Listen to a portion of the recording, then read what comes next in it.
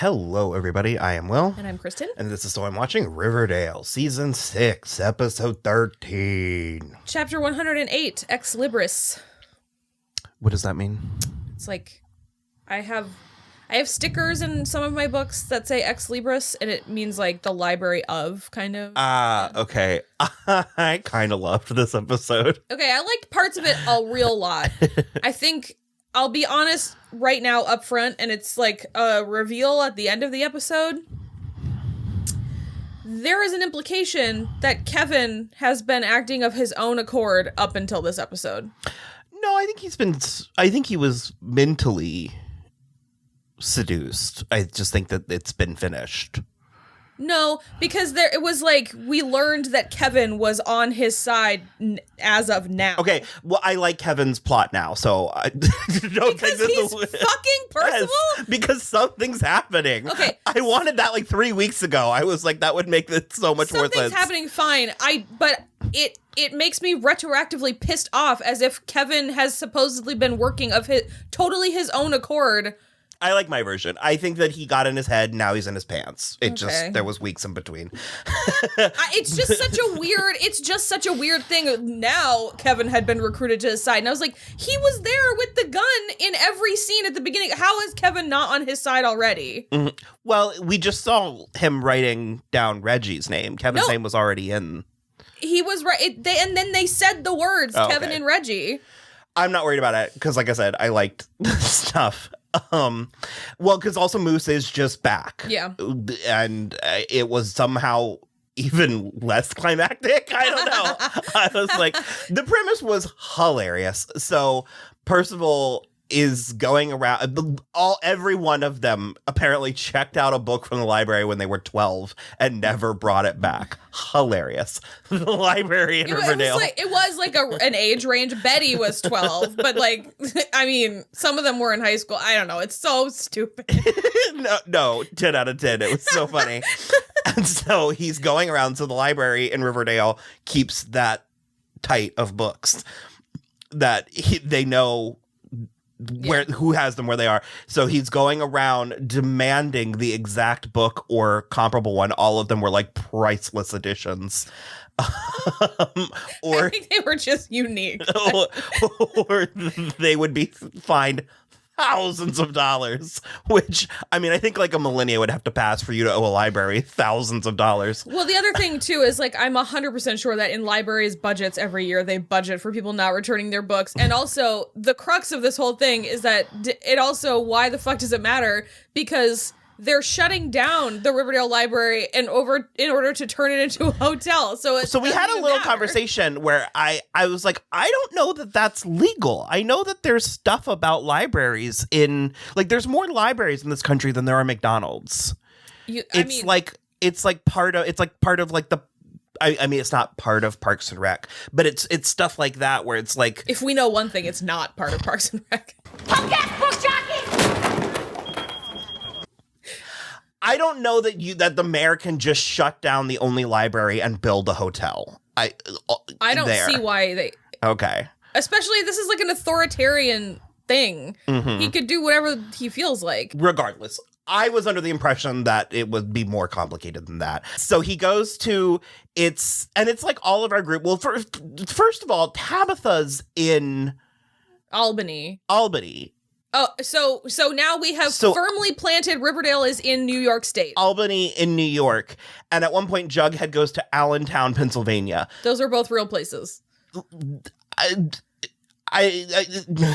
don't know why we have geographically nailed down Riverdale now at this point. Yeah. Which also, we did get corrected a little bit a couple weeks ago when we were talking about the sundown towns and everything, that like, no, that actually was like common well north of the Mason-Dixon line also. But also, I'm just like, putting this so specifically in New York State is just like calling so many things into question to me. Yeah, I need a list of the things that are real in Riverdale and the things that are like fake. Fabergé, Glamourgé eggs and American Excess. So, Betty's was like some car engine book. Small engine maintenance. And Kevin's was Lord of the Flies. So that's another thing is we've picked up Kevin's character arc from like season 3. Sure. So he's got like it says a lot about Kevin. They said the word piggy like 100 times. It was like an episode of The Muppet Show. But they also said it with like the sexuality of Salma Hayek. It was like so much fucking mustard on that word. You'll always be a piggy to me. It's just like, Cheryl's was Flowers in the Attic. Yeah. Archie's was which Percival clarified as being by VC Andrews. Like Cheryl doesn't know. Like, Archie's was like a guitar book. yeah. Veronica's was Kiss of the Spider Woman. Kiss of the Spider Woman. Is that it? Was only the 5? No, Jughead. No, Jughead's was the Metamorphosis. And Reggie Reggie's was a dyslexia workbook. Mean. Did we know that about Reggie? I think we was that a did. plot? Because also Reggie, like Charles Melton, got like 3 complete scenes in this episode where he actually got to do something. Not a lot, but something. Like he went in when he went into the items shop. Yeah. What was it called? Curious Items. It was just like curious items.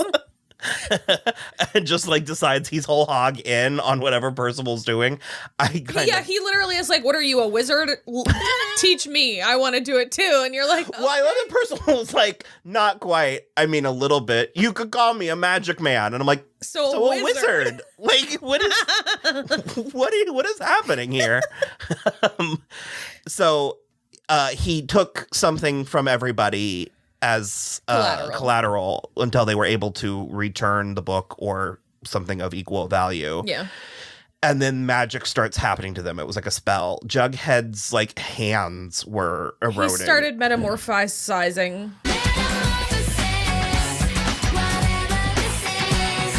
But also his uncle or his grandfather did as well. No, it's because he took the book that his but he said his grandfather had like eczema all over his hands and died alone and like he wasn't transforming, it's just a skin condition. Okay. Yeah. Well, you said Jughead was metamorphosizing. Well, Jughead was. Okay. He was likening it to his grandfather. Well, the metamorphosis is about a man who turns into a cockroach. Mm-hmm. I had to read it and I didn't, but I pretended to read it in AP Lit. That would be the book though for Jughead. Kafka. Yeah. Okay. Alice gave Betty's diary as collateral.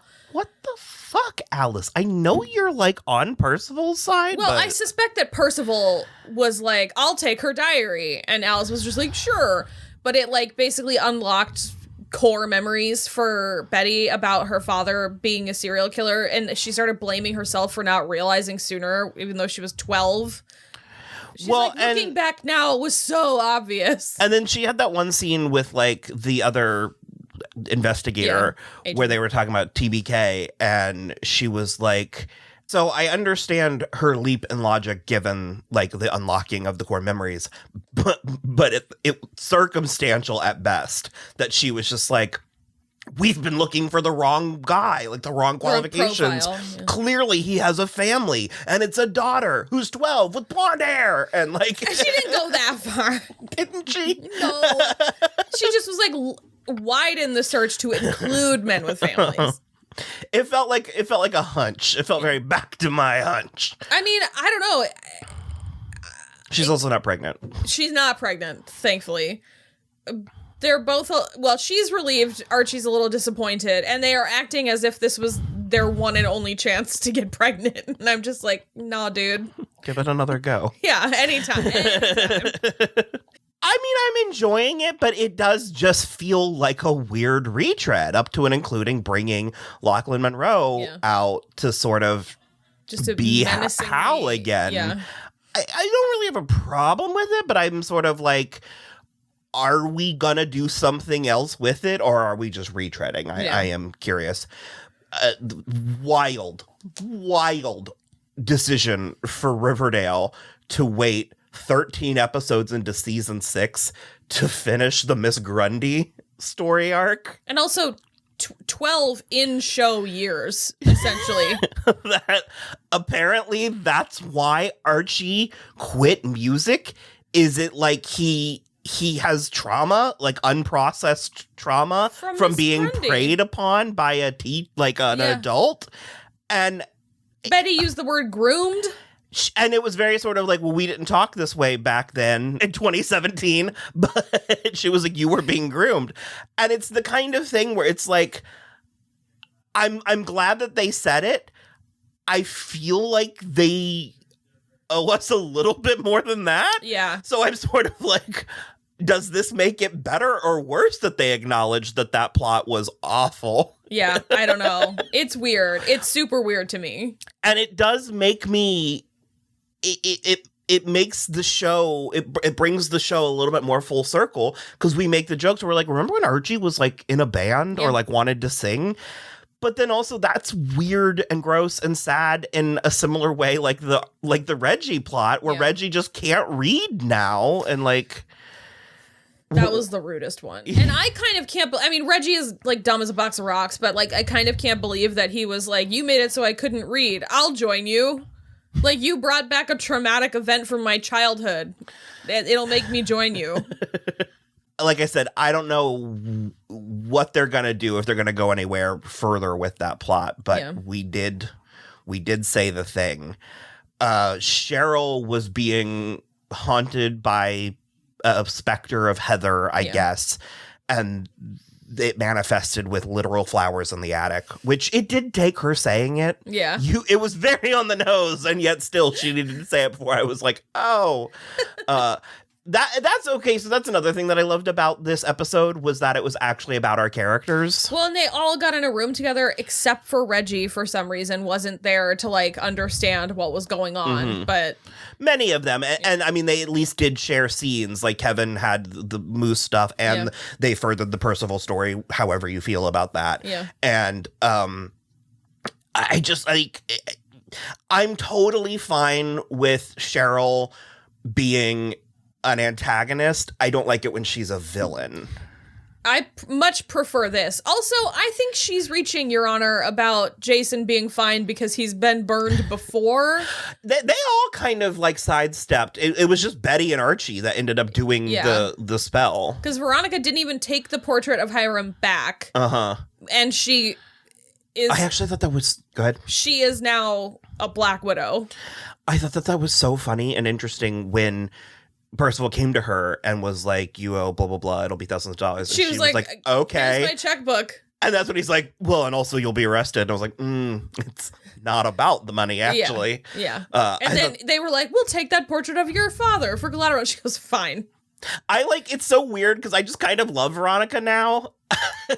Just getting rid of Hiram really did help. Yeah. And now she's let go of Reggie as well. For now. Except for now she is a Black Widow. Well, they brought in Geraldo, and part of me was like, no tea, no shade. I'm not being rude. But part of me was like, this guy? Like, we're doing this? He's fine, but it just felt a little odd. And then there's the scene where they wake up in bed and you're like, oh God, he's dead. And I was like, oh. Yeah. And when Dr. Curdle Jr., MVP of the show, if ever there were one. Yes, Miss Lodge. I love his voice. He's so fun. When they were talking about the point of entry for the Black Widow venom, I thought for sure it was going to be on his dick. And then he says his lips. And I was like, oh. Boring. But so Veronica is a literal Black Widow, or she is venomous figurative. now. Yeah. She's not a spider, but she is venomous. Does it take the portrait? Had she taken the portrait back, would that have been done it? I don't know. Probably. If she had burned it, then probably. And I don't know what's going to happen to Jughead, because he wouldn't burn the copy of his grandfather's book, which I sort of understand. Yeah. But I'm like, take pictures of it. Like, take a picture of the, like, inscription. Is it the only copy left of that book? Some of them. It must be. But it's also personal. Yeah. I don't. Some of the plotting in this episode, it was so bad that it was hilarious, which, again, for us that's what we want from Riverdale. Because he was trying to, was it Doc? He was trying to find Doc. And so there's one unhoused person left Yeah. in Riverdale because Percival told all of them to walk west and not stop till they reached the ocean. And so they all did. So from somewhere in New upstate York. New York to... Also, they didn't go straight across. They went way down as well because they're apparently in Venice Beach, California. Well, because they had to go through Allentown, Pennsylvania. Okay, but if this is Allentown, Pennsylvania, this is Venice Beach, California. So it's like still you're going way down. But I meant okay. And so the plot was that I don't remember this guy. We'll call him Shaky. Shaky was like, yeah, I've kept in touch with Doc. I know the number to. I have a payphone number in Venice Beach. So I guess he calls this payphone. It all happens off screen during a commercial break. So I guess he calls this payphone until Doc answers. Doc knows exactly what he's talking about.